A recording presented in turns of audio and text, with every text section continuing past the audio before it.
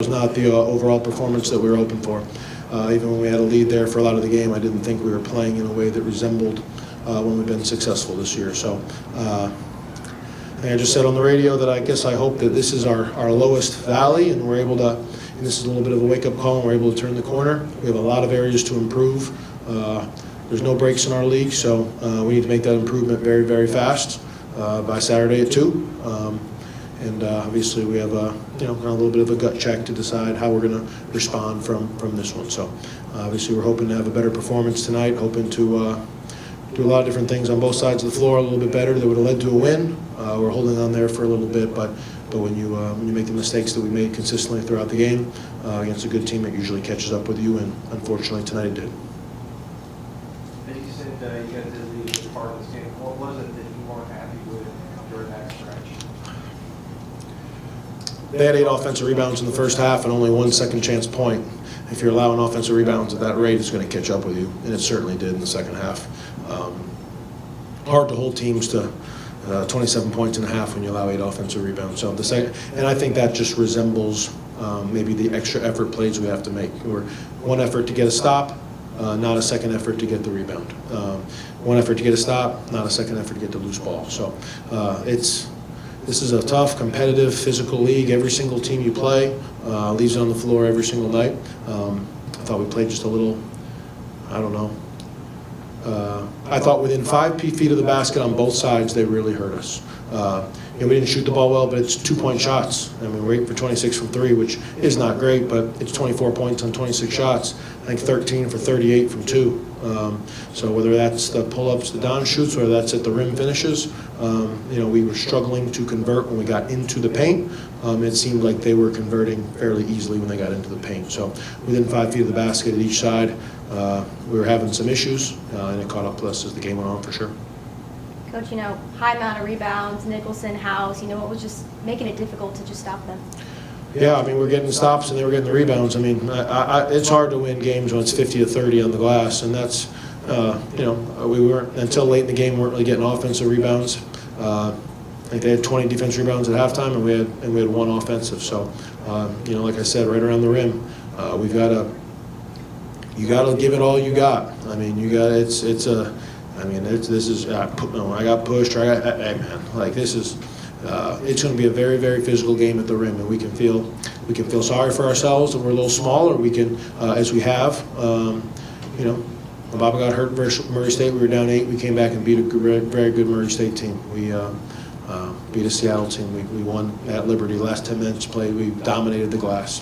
When we have that resolve and that extra effort, we've shown that we can succeed. But you have to do that for 40 minutes to win. You can't just turn it on. We turned it on versus Liberty, and we're fortunate enough to win. We held a lead for a bit tonight, but man, that run, I guess they started 58-49. It got to out of a timeout. They just 9-0. I don't know exactly what it was, but man, that happened fast, and rebounding and just not guarding a man one-on-one. They had a lot of pull-up jump shots right in front. The freshman guard House did a very good job early in the game and late in the game. They kind of winning out those one-on-one matchups, and we certainly got to dig down and do better. They were hitting a lot of mid-range shots, and obviously Nicholson, you guys just didn't seem to have anybody to match up with them all. Is that going to be kind of an issue going forward? Because there's several guys with that body type in this league. Yeah, it certainly could be. I can't predict the future. He's obviously a very good player, and it would be good to obviously we need Leroy and Blaze to improve, and obviously they're both I thought obviously tonight late in the game I thought our team was more successful when we had gone small there for a lot of the game. So obviously you pick and choose. I mean Pierre's 5 for 18, and the guard off the bench Atuka has 10. If you had told me those two guys have 22 points, I would have thought we had a good chance to win the game. So you do got to pick and choose your battles. If you try to guard everybody, there becomes a lot of space on the floor, and puts guys on an island. So we'll obviously have to look at the film and decide if big guys are going to keep getting 20 and 12, we certainly need to change up what we do. It's going to be hard to win if we allow that. So there's definitely something to look at. You had Jalen exclusively on Pierre starting this game. Really, he shut him down, so that was good news for you guys. But obviously House was coming in, looked like maybe switched him over at some point.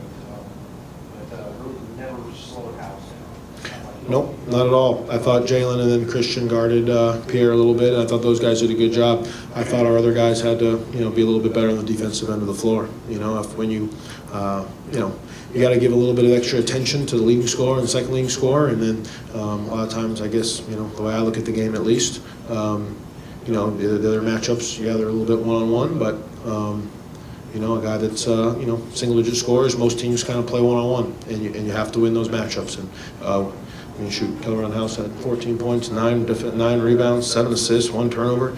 That's a heck of a game, and he certainly made a huge impact in winning tonight. Coach, with the good and the bad that you saw tonight, just what are you taking for Saturday's matchup? We're gonna learn who we currently really are. We use the phrase a lot. Where today's gonna show us who we truly are. And there were some moments in November and December where we showed who we are in a very positive way. At Evansville, Murray stayed at home. There was a couple moments where we really made progress showing who we are.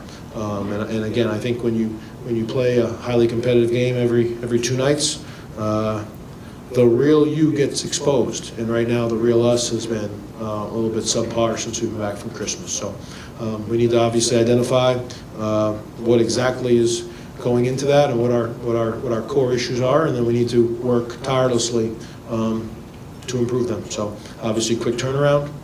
We'll be in a much better place Saturday afternoon, Saturday night, and into next week if we're able to focus these next 36 hours, improve, and are able to get a win on Saturday.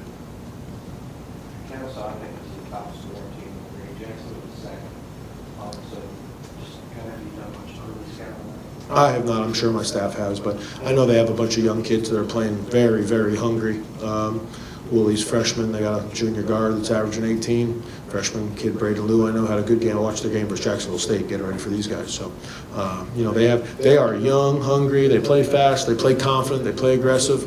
I know that. We'll have to figure out exactly what they do, but they were very impressive on film versus Jacksonville State last weekend. Okay. Thank you, guys.